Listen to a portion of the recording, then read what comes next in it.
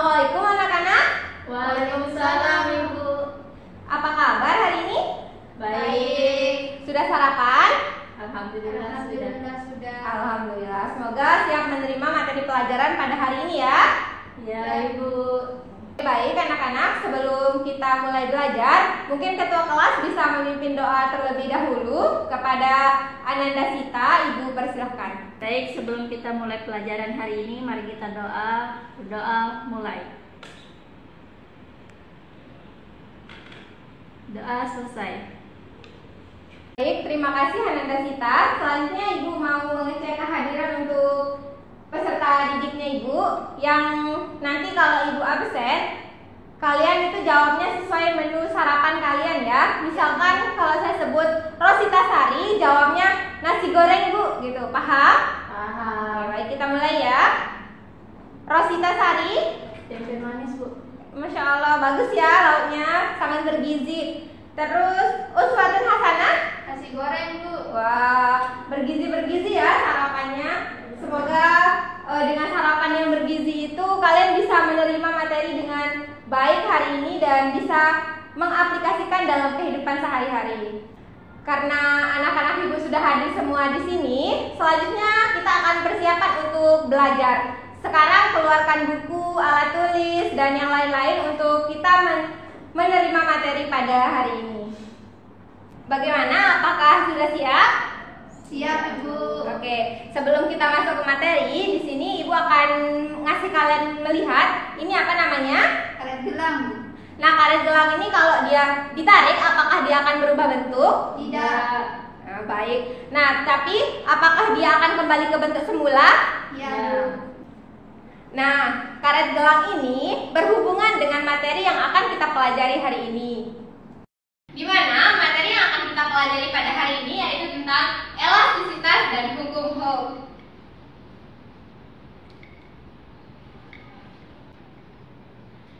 Untuk tujuan pembelajarannya, yang pertama, peserta didik dapat mendeskripsikan karakteristik benda elastis dan plastis dengan tepat dan benar. Yang kedua, peserta didik dapat mengidentifikasi antara benda plastis dengan elastis dengan tepat dan benar. Yang ketiga, peserta didik dapat menentukan rumus dari tegangan, regangan, dan modulus elastisitas dengan tepat dan benar. Dan yang terakhir yaitu peserta didik dapat menganalisis besaran tegangan, regangan, dan modulus elastisitas kawat dengan tepat dan benar. Nah, selanjutnya kita akan masuk ke materi. Materi yang pertama yang akan kita pelajari yaitu tentang, bisa disebutkan Uswatun? Elastisitas. Nah, jadi elastisitas benda merupakan kemampuan suatu benda untuk kembali ke bentuk semula setelah gaya luar dihilangkan. Contohnya yaitu seperti karet gelang dan pir pada pulpen atau biasa kita sebut dengan pegas. Nah, selanjutnya setelah kita mempelajari elastisitas benda, selanjutnya ada benda plastis. Di mana benda plastis adalah benda yang tidak mampu kembali ke bentuk semula setelah gaya luar dihilangkan. Contohnya seperti ada plastisit, terus lilin yang sudah dibakar itu kan tidak bisa kembali ke bentuk semula. Nah, itu juga salah satu contoh dari benda plastis. Dan ada juga tanah liat. Nah, tadi kan kita sudah mengetahui apa itu benda elastis dan apa itu benda plastis. Nah, dari kalian, apakah ada yang bisa menyebutkan ulang apa itu benda elastis? Saya Bu. Ya, silakan Rosita Sari. Untuk benda elastis itu ada karet gelang, sama ada pir Bu. Oke, baik, Rosita sudah menyebutkan contoh dari benda elastis. Nah, ada yang tahu apa itu benda elastis? Pengertian dari benda elastis? Saya Bu. Iya, silakan Uswatun. Benda elastis itu kemampuan suatu benda untuk kembali ke bentuk semula setelah gaya luarnya dihilangkan. Itu Bu. Baik, karena jawaban Uswatun benar, kita beri tepuk tangan untuk Uswatun. Nah, sekarang kalian sudah tahu kan perbedaan antara benda plastis dengan benda elastis? Di mana benda elastis merupakan kemampuan suatu benda yang dapat kembali ke bentuk semula setelah gaya luarnya dihilangkan. Sedangkan benda plastis merupakan kemampuan suatu benda yang tidak dapat kembali ke bentuk semula setelah gaya luarnya dihilangkan. Karena anak-anak ibu sudah paham apa itu benda elastis dengan benda plastis, ibu akan melanjutkan materi ke materi berikutnya, yaitu tentang tegangan. Di mana tegangan atau stres merupakan perbandingan antara gaya yang bekerja pada benda dengan luas penampang benda. Untuk tegangan sendiri didefinisikan atau disimbolkan dengan sigma, dan untuk gaya yang bekerja pada benda disimbolkan sebagai huruf F, dan untuk luas penampang benda disimbolkan dengan huruf A. Dan untuk satuan pada gaya yang bekerja pada benda ini yaitu satuannya adalah Newton, dan untuk luas penampang benda ini memiliki satuan meter persegi, sehingga untuk satuan dari tegangan ini memiliki satuan yaitu Newton per meter persegi. Bagaimana? Apakah bisa dimengerti? Ya, Bu. Baik, karena semua sudah paham dengan apa itu tegangan, selanjutnya kita akan memasuki materi berikutnya, yaitu tentang regangan. Di mana regangan merupakan pertambahan panjang benda berbanding dengan panjang benda mula-mula. Untuk regangan sendiri dirumuskan sebagai sigma sama dengan pertambahan panjang benda atau delta L berbanding dengan panjang benda mula-mula atau L0, di mana untuk delta L ini memiliki satuan meter dan L0 ini atau panjang benda mula-mula ini memiliki satuan meter juga, sehingga untuk regangan sendiri tidak memiliki satuan. Bagaimana? Apakah sudah bisa dipahami apa yang dimaksud dengan regangan? Sudah, Ibu. Baik, alhamdulillah. Nah, karena semuanya sudah paham apa itu tegangan dan regangan, sekarang kita akan memasuki materi berikutnya, yaitu tentang modulus elastisitas. Di mana modulus elastisitas merupakan perbandingan antara tegangan dengan regangan. Untuk modulus elastisitas sendiri didefinisikan atau disimbolkan dengan huruf E. Sehingga untuk modulus elastisitas sendiri ketika dimatematiskan atau dirumuskan secara matematis memiliki rumus seperti E sama dengan tegangan berbanding dengan regangan. Dan untuk satuan dari modulus elastisitas sendiri yaitu ada Newton per meter kuadrat. Bagaimana? Apakah sudah bisa dimengerti apa yang dimaksud dengan modulus elastisitas? Sudah, Ibu. Oke, baik. Karena materi kita juga sudah habis, mungkin ada dari anak-anak ibu yang ingin bertanya. Ibu persilakan. Saya, Bu. Iya, silakan Uswatun.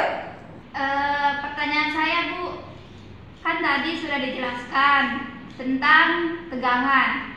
Nah, di dalam tegangan itu Ibu menjelaskan mengenai luas penampang. Nah, kira-kira luas penampang itu apa, Bu?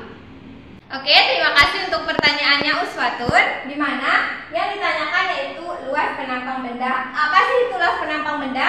Luas penampang benda adalah luas suatu permukaan bidang atau luas suatu permukaan benda. Misalkan kita lihat pada pegas. Nah, pada pegas ini yang dimaksud dengan luas penampang yaitu yang ini. Kalau kita zoom akan jadi seperti ini. Nah, yang ini luas permukaan pada pegas ini yang disebut dengan luas penampang atau A-nya. Bagaimana Uswatun? Apakah sudah mengerti? Sudah, Bu.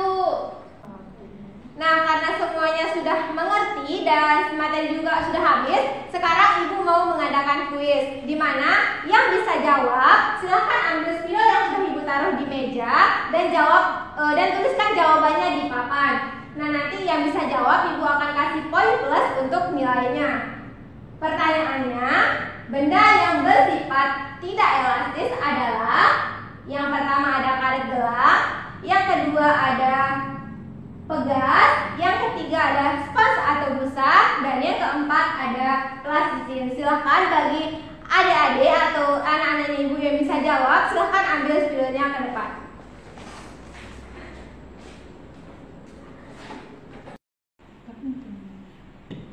D Bu, plastisin. Nah, jawaban Rosita tadi ada plastisin. Coba kita lihat apakah jawabannya benar atau tidak. Yeay, berarti karena jawabannya sudah benar, berarti kalian sudah paham apa itu benda plastis, benda elastis, tegangan, regangan, dan modulus elastisitas. Paham semua? Paham Bu. Oke, baik, karena semuanya sudah mengerti apa yang Ibu sampaikan, sekarang Ibu akan membagi kalian ke dalam beberapa kelompok, di mana satu kelompoknya terdiri dari 2 sampai 3 orang. Nah, sudah membagi diri ke dalam beberapa kelompok? Sudah Bu. Nah, sekarang Ibu akan memberikan LKPD atau lembar kerja peserta didik yang nantinya akan kalian isi untuk praktikum mini kita. Ini untuk kelompok 1. Dan ini untuk kelompok 2. Nah, sebelum kalian mengisi LKPD atau lembar kerja peserta didik, di sini Ibu akan menjelaskan hal-hal yang harus kalian perhatikan. Yang pertama, sebelum kalian melakukan praktikum, kalian baca dulu tujuan kegiatan, petunjuk praktikum, alat dan bahan, dan sebagainya. Kemudian di sini kalian harus mengisikan apa sih rumusan masalahnya, terus kalian tuliskan hipotesis, dan kalian baca prosedur kerja yang ada pada LKPD-nya. Kemudian setelah itu, kalian melakukan pengamatan pada bahan-bahan yang akan Ibu bagikan sekarang. Nah, untuk pengamatannya itu nanti hasilnya itu kalian tulis di tabel yang ini. Setelah itu, baru kalian tuliskan kembali hipotesis apa yang kalian dapatkan setelah melakukan praktikum. Dan terakhir, baru kalian menuliskan kesimpulan yang kalian dapatkan pada praktikum kali ini. Nah, setelah LKPD dibagikan, sekarang Ibu akan membagikan bahan-bahan yang akan kita pakai untuk praktikum. Di sini ada plastisin, karet gelang, dan sedotan.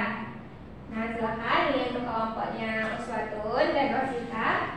Sekarang silakan kalian lakukan praktikum dan jawab LKPD yang sudah Ibu berikan. Dia di situ.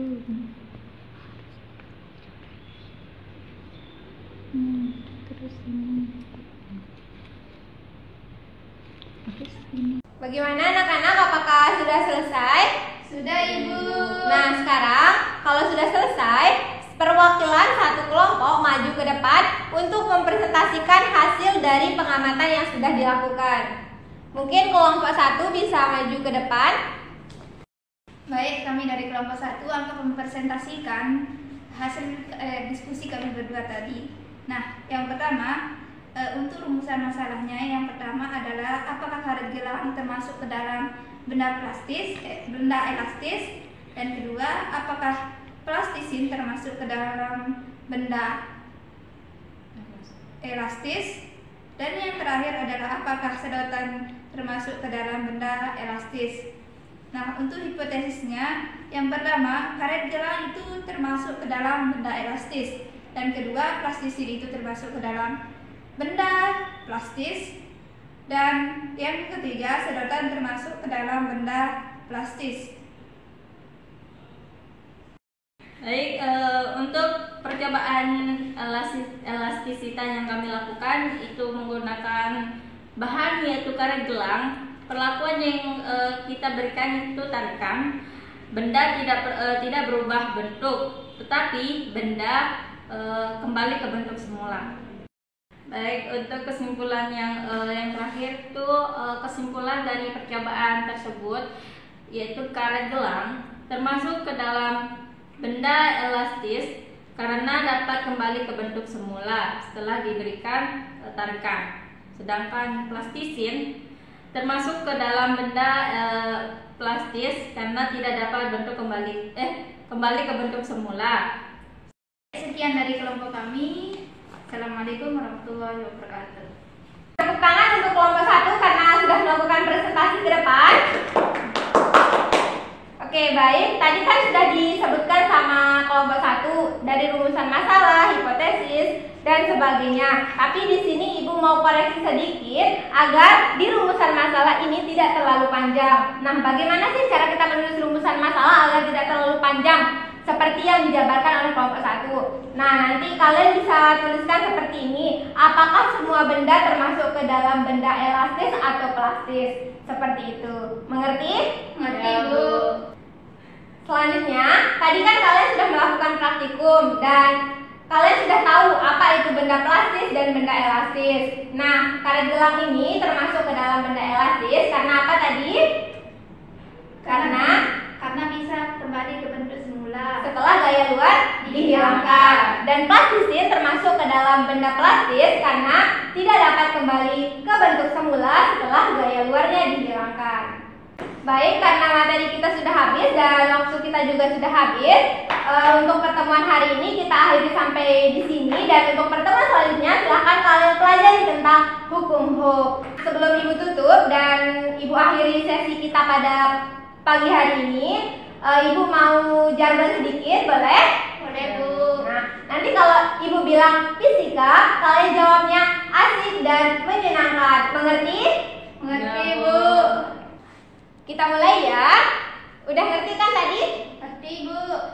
Fisika asik dan menyenangkan.